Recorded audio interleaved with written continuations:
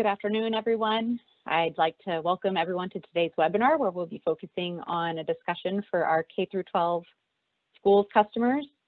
My name is Laura Wetmore, and I'm a manager with PG&E's local customer experience organization, currently broadcasting here from my home in Livermore. I'm looking forward today to sharing information with you about PG&E's Community Wildfire Safety Program. I'd like to first take a moment to talk about safety. As we are, all in our homes and in various work locations, want to make sure everyone is safe and aware of your surroundings. And we know, particularly now, that everyone is focused on staying safe from COVID-19, and nearly all of you are gearing up to begin this academic year in a distance learning environment. We know these are extremely challenging times, and just really appreciate you taking time to join with us today. And we hope that the following information is helpful in understanding how PG&E is working to reduce wildfire risk. We understand the importance of keeping the electricity on, especially given the current stay-at-home orders across California, and just the distance learning procedures that schools have in place further demonstrate that importance of keeping the lights on. We're determined to do everything that we can to address both the impact of COVID-19 as well as the threat of major wildfires. And our overriding goal is to ensure public safety. And public safety power shutoff is one of those important tools we have for doing that. We recognize there's probably some variety in how schools are approaching this academic year, with some schools being fully remote and distance learning, and others having some limited in-person presence. And planning for public safety power shutoff in the midst of a distance learning environment presents really unique new challenges. And we hope that as part of our discussion today, we can hear from you on how we can better prepare all of you, your teachers, your students, and families for potential public safety power shutoff events, especially in this environment that we're in. So a few housekeeping items for how we're going to be conducting this webinar today. If you'd like to ask a question, encourage you to use the Q&A section on the right side of your computer screen to type in your question. And if you're on your mobile device, please see the icon that says Q&A in the upper right side of your screen. We're going to hold off on answering questions until the Q&A portion at the second half of the webinar. And if for some reason we don't get time to answer your question today, or you think of something after our discussion, please feel free to email us at wildfiresafety@pge.com. We will be recording today's presentation and sharing the presentation slides with everyone who registered for the event in the coming days. And if you didn't register, we'll also be posting all the slides on our website. I would encourage you to also check your speaker settings. A good connection is pretty important for getting the best sound experience here. But we've all learned from being home and being in remote locations that sometimes technology is tricky. So if you're having trouble, I would say log out, come back in so that we can make sure that you are able to take full advantage of this presentation. And with the number of attendees that we have on the call today, we have all participants in listen-only mode. So please use that Q&A option for submitting any questions and feedback you might have along the way. Joining me today, I've got my colleague Vanessa Bryan, who's our manager with Public Safety Power Shutoff Engagement and Strategy. She'll be sharing a little bit later about some of the resources we have in place for our schools with PSPS. Also joining me is Frank Frioni. He's our Senior Public Safety Specialist. He'll be here for assisting with any of our Q&A today. So what are we going to talk about today on this webinar? First, really plan to just address a few key topics, provide details about what public safety power shutoffs are. You'll hear us go back and forth. It's kind of a mouthful, public safety power shutoff. So I often will refer to it as PSPS for simplicity's sake. Also, we learned a ton from last year's public safety power shutoff events and really appreciate all the feedback so many of you provided to help make them better. We'll talk about some of those improvements, particularly how we're making future events smaller in size, shorter in length for customers, and just really a smarter and better experience all around. We'll talk about the resources that are available to schools and districts in planning for and addressing public safety power shutoffs. And then following the presentation, we'll be answering questions and trying to get to as many of those as possible, which you can submit at any time during the presentation. So let's jump right in. What is a public safety power shutoff? So over the past few years, high temperatures, extreme dryness, and record high winds have increased fire risk across the areas that we serve, PG&E serves in Northern and Central California. Nearly 1/3 of the electric lines that provide our customers with power are now considered in high fire threat district areas that have been designated by the California Public Utilities Commission. You can see from the map here on the screen, I know it's hard to see, that's PG&E's territory in California. Those areas in gold and red are those that have been designated as high fire threat areas. 50% of PG&E service area is classified as a high fire threat area. And with the increased wildfire threat that our state faces, we're working every day to try and improve the safety of our electric system and reduce wildfire risk. So if in looking at those high fire threat areas, if severe weather threatens a portion of our electric system, PG&E may need to turn off electricity in the interest of public safety. This is what we would refer to as a public safety power shutoff, or a PSPS. The most likely electric lines to be shut off for safety are those that pass through those red and gold high fire threat areas that we were showing on the previous slide. And that is both distribution and transmission lines. We do this for the safety of all communities and customers, even if you're not experiencing windy weather. It's possible for one home or building to lose power, but for the neighbor or nearby building to still have power. And that happens because often receiving power from a different line than the one that your neighbor or a nearby building is served by. It can come from an entirely different region. So let's talk about what type of weather leads to a PSPS event. Each weather situation is unique, but we carefully review a combination of factors when deciding if we need to consider turning off power for safety. The factors generally include low humidity levels below 20%, forecasted sustained winds, particularly those sustained winds that are above 25 miles per hour, and any wind gusts that are above 45 miles per hour.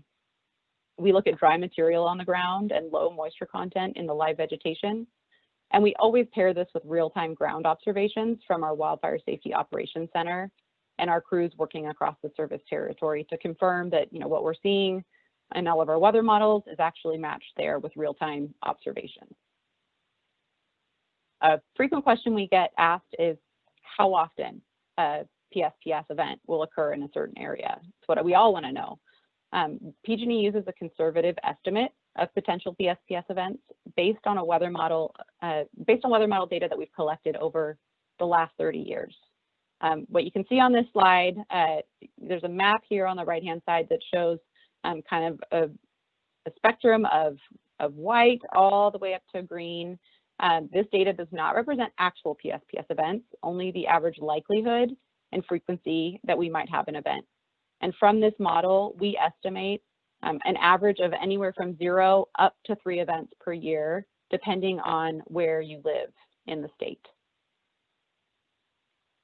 And if you're interested in, I know this is kind of challenging, it's a map covering a really broad area. We've also put together county-specific maps where you can see, likelihood by county of potential public safety power shutoff events. And those are all, we've hosted regional webinars over the past several months, and those are all posted on our website at pge.com/fire safety webinars.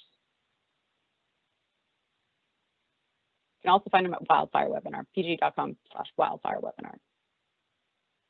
So let's talk a little bit about the lessons learned and improvements that we're making for this year, which I think is, again, appreciate all the feedback that so many of our schools gave us last year, knowing that we had some challenges last year with these events. We're learning from those past events, and this year we will be making events smaller in size, shorter in length, and smarter for our customers. This year, our goal is to reduce the number of customers affected by each potential PSPS event by 1/3 compared to last year. We know the best we can do is have fewer people impacted when we call one of these.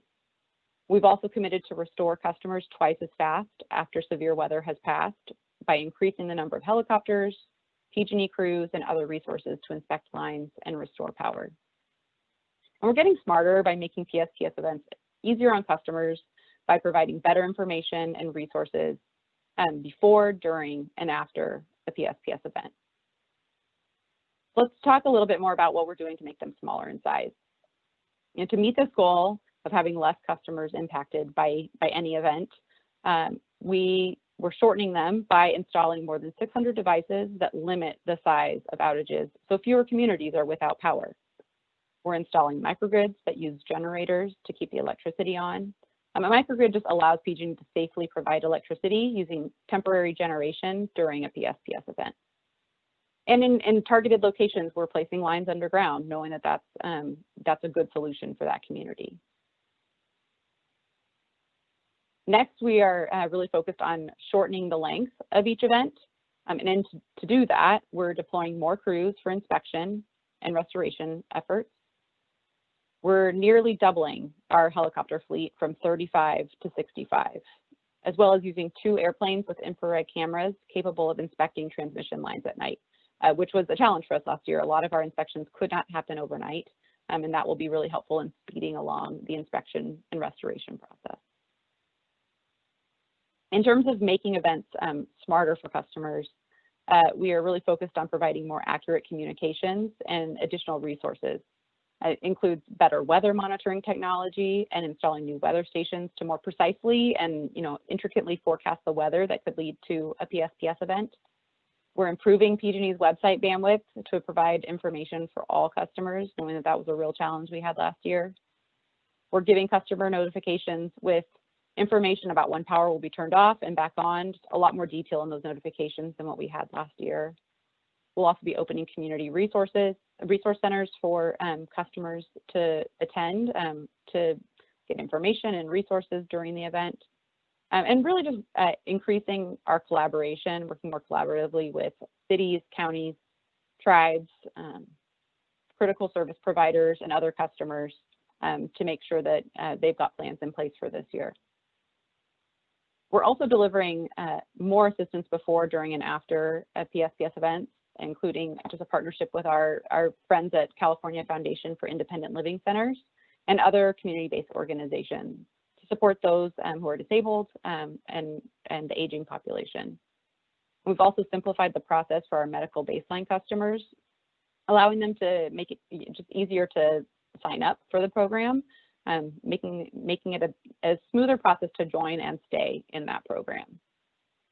We've also really expanded our in-language support for materials and event communications. So we will now be providing emergency information in 13 languages. So let's talk a little bit specifically about resources for our schools. Got a lot of feedback from our schools last year, knowing that we were challenged with the events we had last year across our system. And particularly this year, we know that many schools will be remote in the fall. Some of you have already started, and you'll be practicing distance learning, which makes it all the more important that we limit the impact of PSPS events as much as we can. And based directly on feedback that we've received since last year, we're making changes to the information you can expect to receive and looking to improve how we coordinate with you all.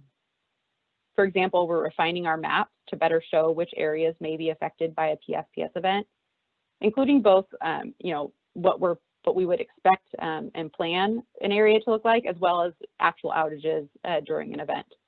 We know that that was a real struggle last year when customers went on our website to try and understand which areas were impacted, and the maps were fairly general.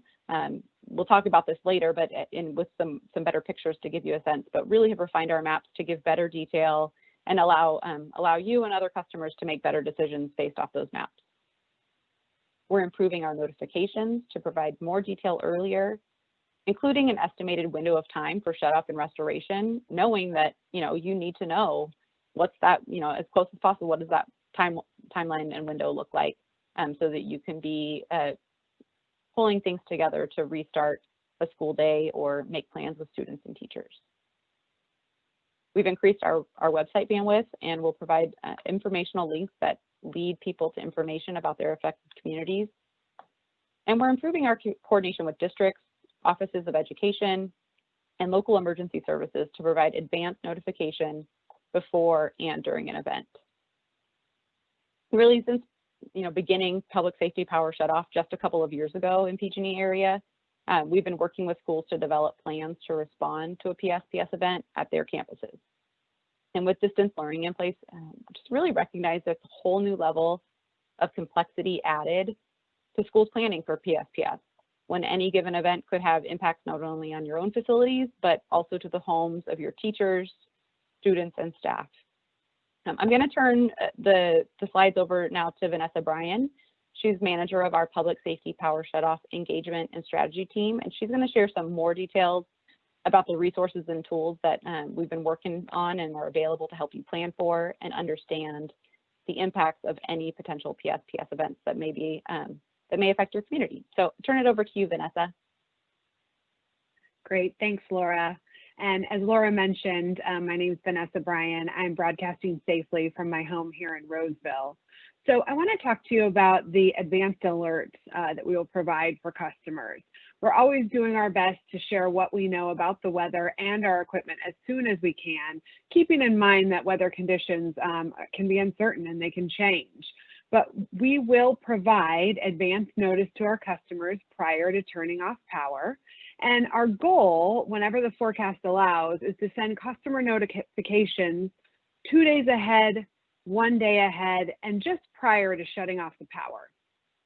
This year, we're updating our customer notifications about what to expect during PSPS events. And as Laura mentioned, we're going to provide more detail earlier, including which areas and addresses will be affected and the estimated restoration times. In the past, those weren't provided until the power had been shut off. So that's a big change this year. Customers will be notified at least once a day until their power has been restored. And we'll also post updates on our website, pge.com, on social media, as well as share them with our local media and through community-based organizations in your communities. So the next thing I want to talk about is a great tool, particularly if you don't live in the same zip code where you work or where your school is located. PG&E provides zip code alerts, which is a tool that anyone can sign up for to receive notifications of potential outages. As I mentioned, anyone can sign up for these alerts, even if you don't have an account with PG&E. So potentially you live in an area that's served by another provider, but you teach or are responsible for a school in PG&E service territory. You can sign up for these alerts now. They are by zip code, so you will need to go to pge.com and look up the specific address, but at least alert you that something could happen in a zip code where your facility is located. So great thing not only for schools, for parents, for teachers, for facilities, managers, superintendents, etc.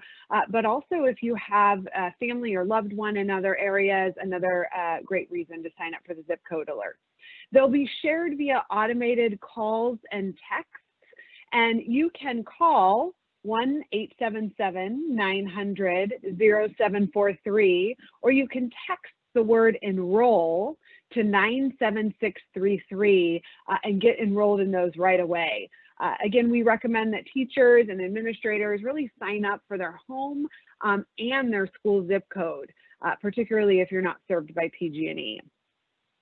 So the next thing I want to dive into, Laura already mentioned it, but I'd like to be able to provide more information about the website improvements, right? Common complaint from last year, certainly after the events in October 2019, we worked quickly to immediately upgrade the website to serve higher levels of traffic during a PSPS event. And we're doing additional measures such as increasing the website hosting capability to support even higher traffic in the future, recognizing that multiple events could happen at any given time. Other disasters in conjunction with a PSPS could happen. So we want to be prepared for as many customer visits as possible. We're moving pge.com into the cloud for improved scalability.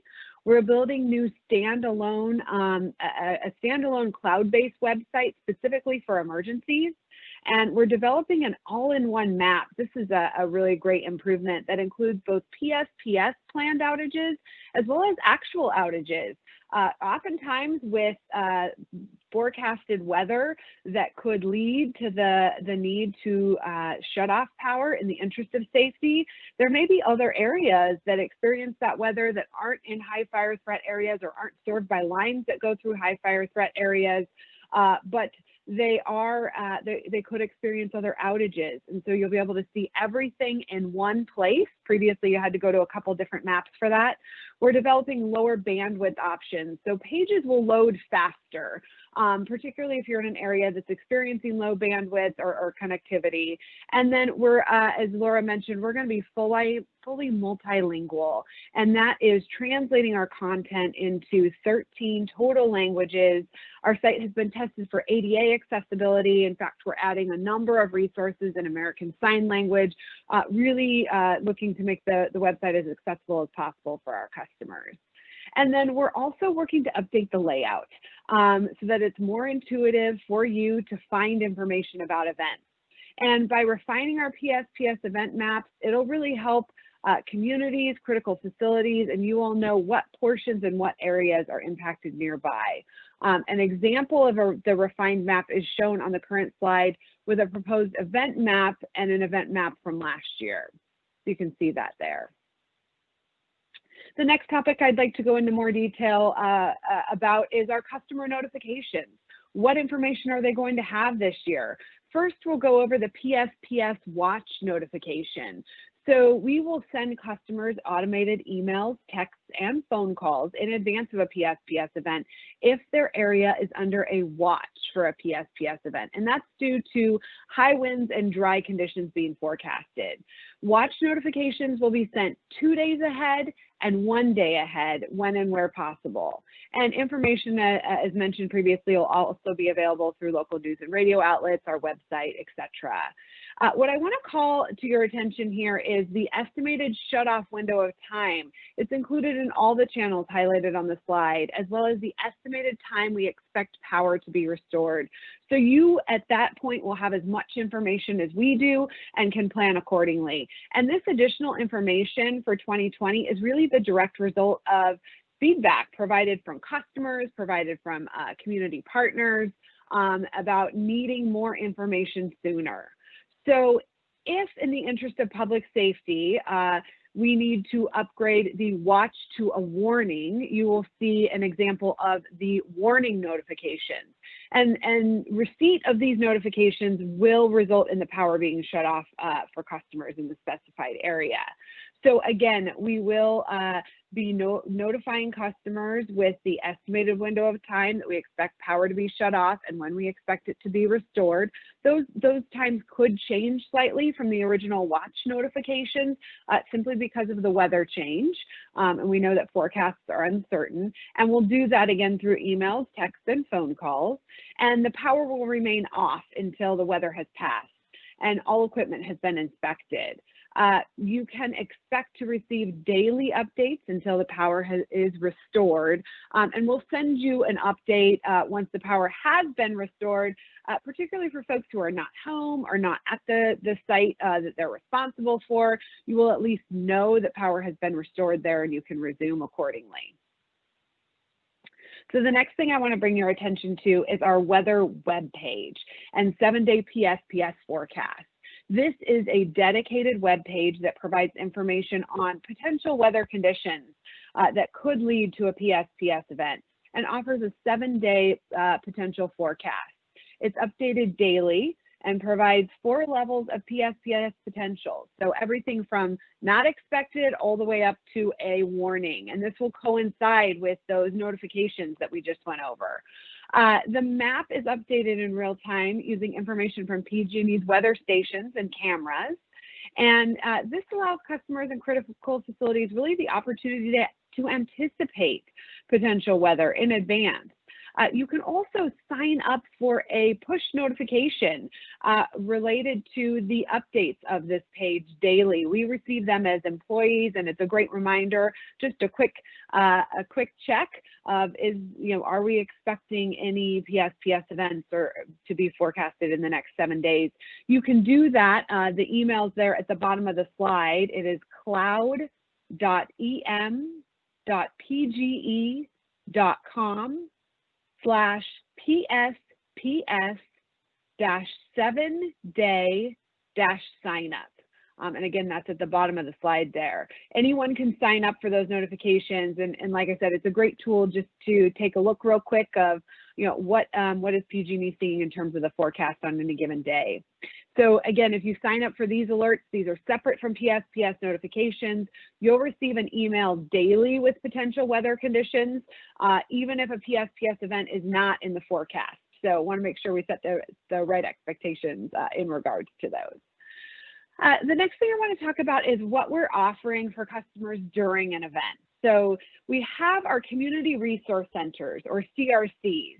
We stood these up in the events last year, but since last year, we've been working with counties and tribes really to improve the locations and the availability and resources provided at our community resource centers to better serve you and our communities. We've received both indoor and outdoor site recommendations that we are reviewing, and to keep customers and communities safe, all CRCs, of course, will follow appropriate COVID-19 health considerations and state and county guidelines. We've put into our plan physical distancing, facial covering, limits on the number of visitors at any given time, and we'll also offer alternatives to our typical tent or indoor sites, which are what we're referring to as micro CRCs. They're smaller open air tents or even mobile CRCs. We have sprinter vehicles that can go into communities to supplement these hardened or tent sites if shelter at home and physical distancing recommendations prevent the use of those indoor CRCs. So really want to make sure that you can get the resources that you need. Those CRCs will offer a variety of different resources. Of course, for any of our customers who are reliant on medical devices, they will be given priority for charging at any of these CRCs, but we'll also have the availability for customers to charge devices, laptops, etc., recognizing that will be a need, particularly in this distance learning environment. And we'll reach out to customers in affected communities via social media, local news and radio. Our website, pge.com/PSPS updates, will list all of the planned community resource centers that we will open in advance of any given event. So that is what we're doing from a community resource center perspective. What I want to make sure that you are aware of is where you can go for additional information. So first and foremost, to make sure you're receiving alerts regarding potential safety outages in your community, please make sure to update your contact information that we have on file. That's for your residents, for any facilities that you are the primary contact for. Please make sure to do that by visiting pge.com/mywildfirealerts or by giving us a phone call. And then for any of the sites that you would like to know about, I remind you to sign up for those zip code alerts that we talked about earlier, and that's pge.com/PSPS zip code alerts. The other thing that I'll call to your attention is some of the tools that we have available to you.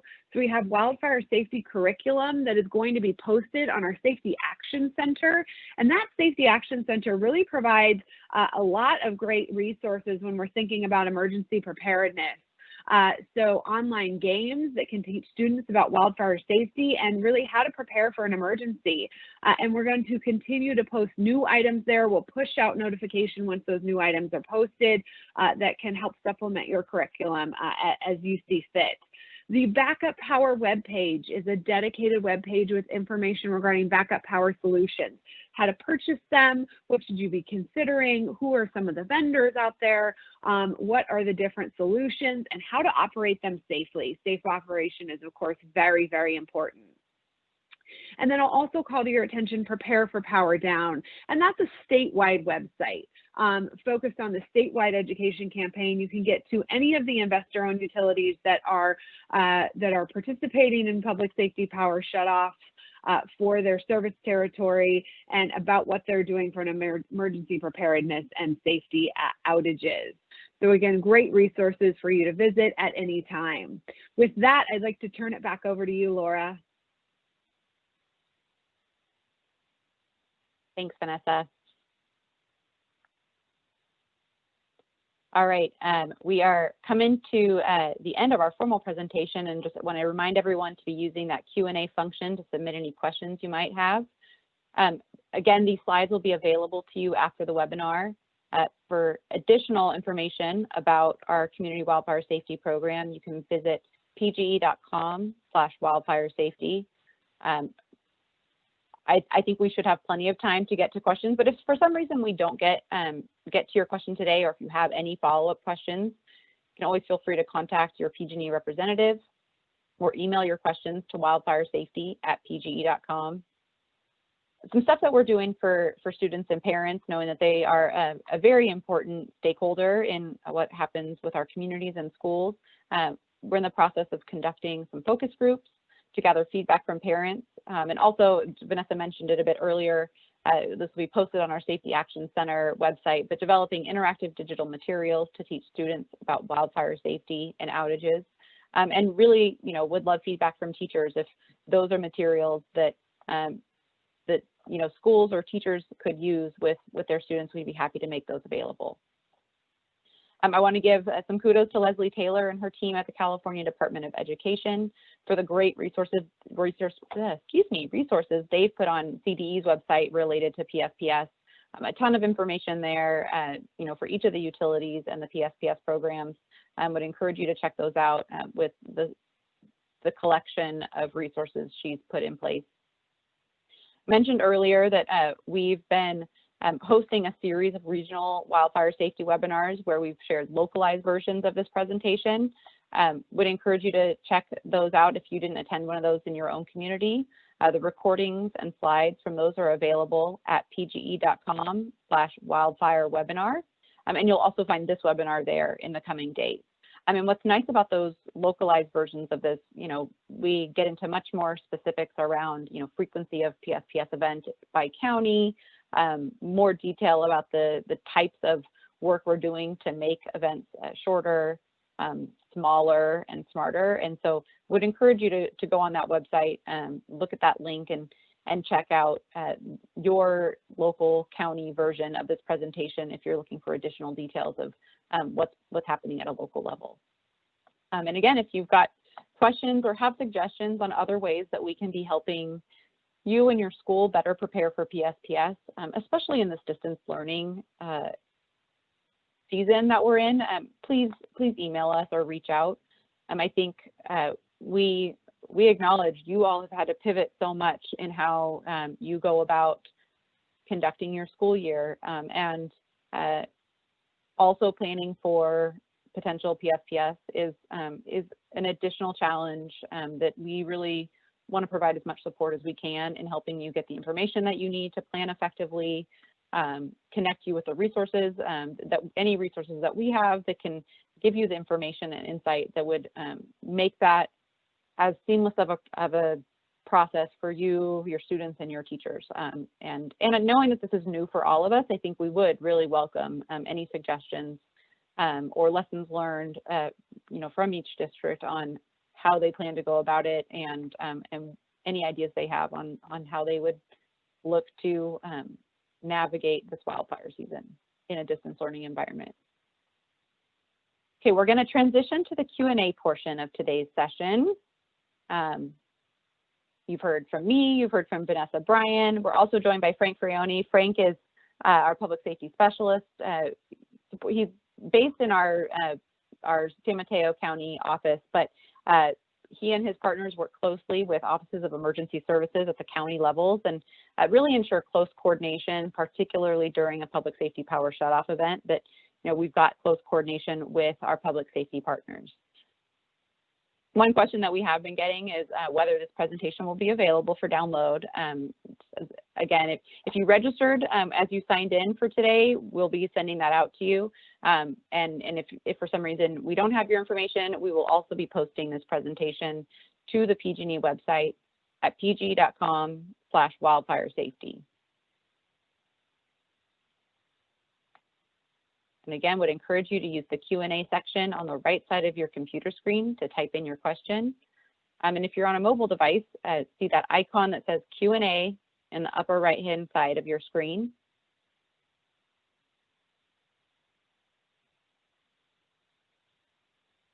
And I will give it just another few minutes to see if we've got any more questions.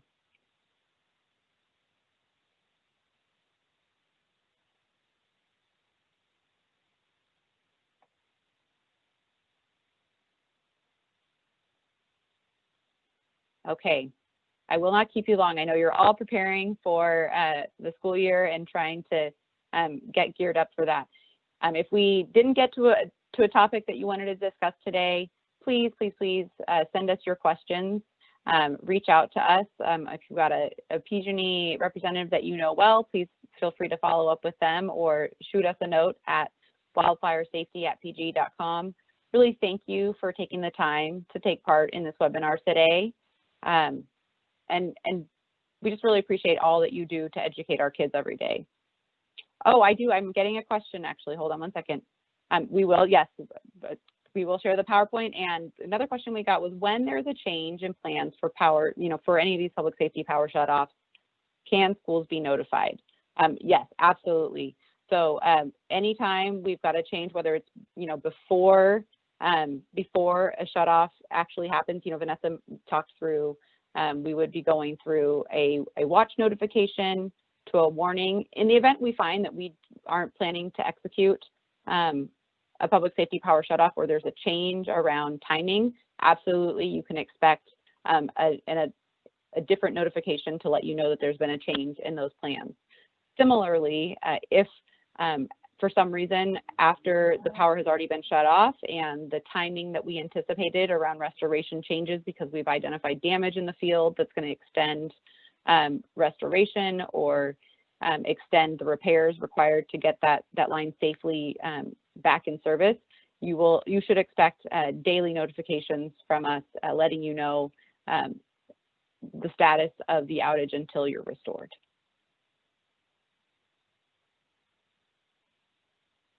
Great question and great comment. We were told power was going to be shut off last year, and it never was.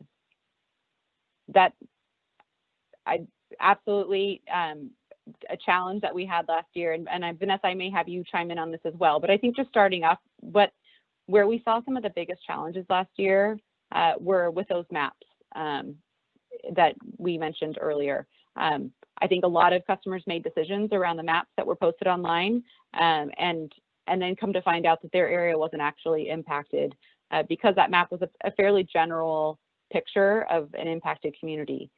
Similarly, sent out notifications to customers and then the weather changed and we didn't actually turn off the power. Never our goal to have to turn off the power. If we can avoid it, we will. But we also want to make sure that we're getting accurate and timely notifications so that all of you can be making appropriate arrangements and planning for your school days. Vanessa, anything else you would add around what we're doing this year around the notifications, as events change or as weather changes?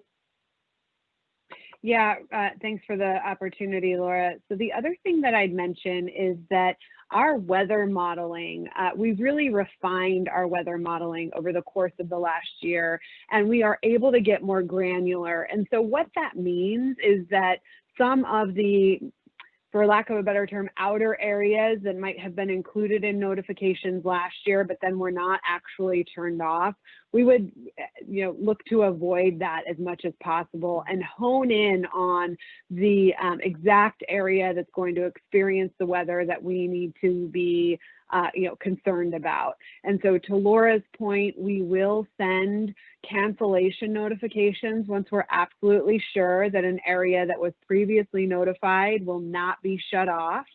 And so we will send those, but again, once we're absolutely sure. Weather is so unpredictable. I mean, we know this, right? That it shifts, it changes.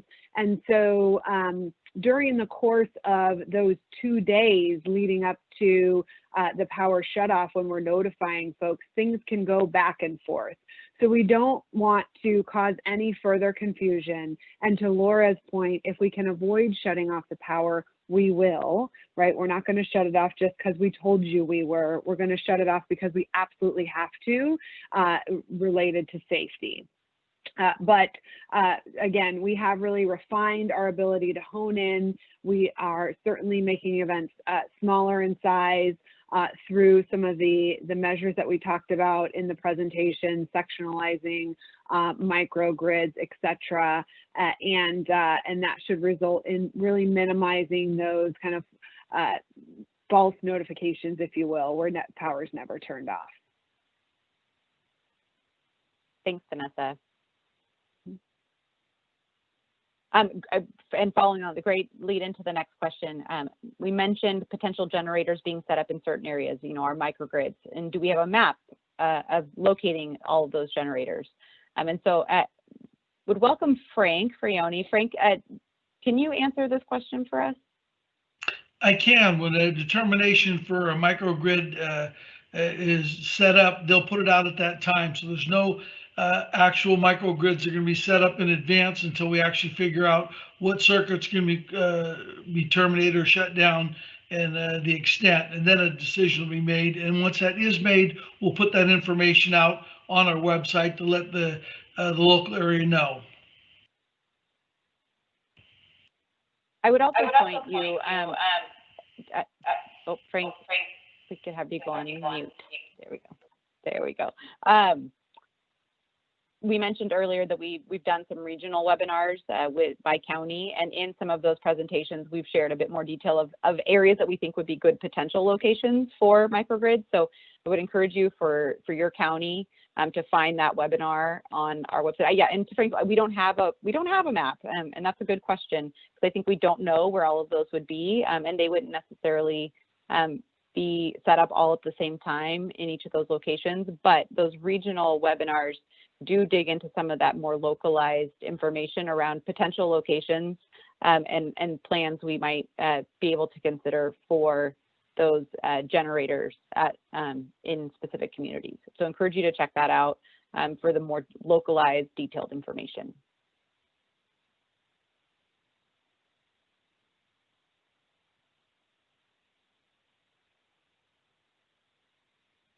Okay, not seeing any more questions. Laura, if I may add one piece that I think would be helpful for educators to know and administrators to know. We know that, in light of COVID-19, it has certainly caused more folks to fall on hard times. And I suspect that you have students that are taking advantage of the school lunch program, et cetera. And what I want to reassure our customers about is that we are continuing to explore opportunities to partner with different community-based organizations that can provide some relief, particularly as a result of the impacts of PSPS. So pge.com/disability and aging, or frankly, just going to pge.com/PSPS updates during an event. Our website will have information about what resources are available at that time. And the other thing I'd call folks' attention to is, in light of COVID-19 and just disaster response and emergency response, 211 is a great resource for individuals who would like to know what resources are available in their community.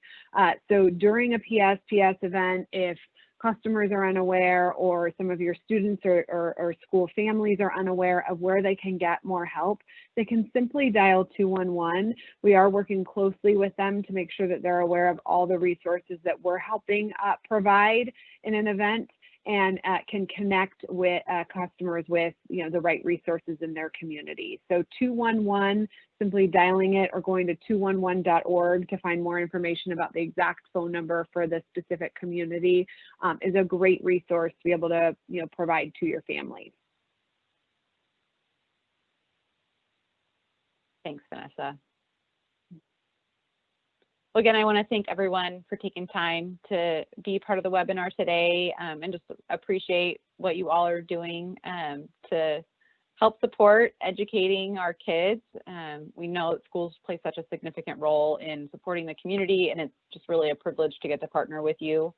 And I think we really welcome your feedback and input as we continue to enhance our wildfire safety efforts, particularly wanting to hear your feedback on, what does it look like this year to plan for PSPS when students are in their homes, teachers are in their homes or potentially in the classroom, and trying to navigate an outage that could impact, some or all of them, on a given day.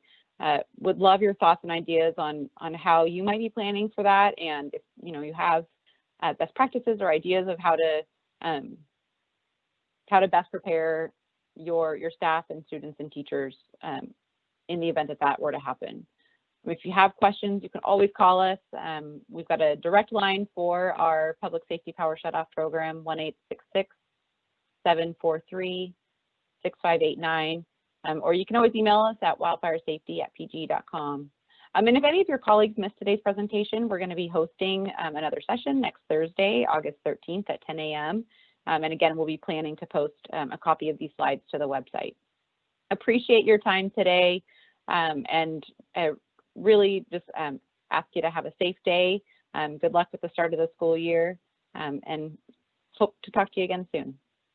Have a good one.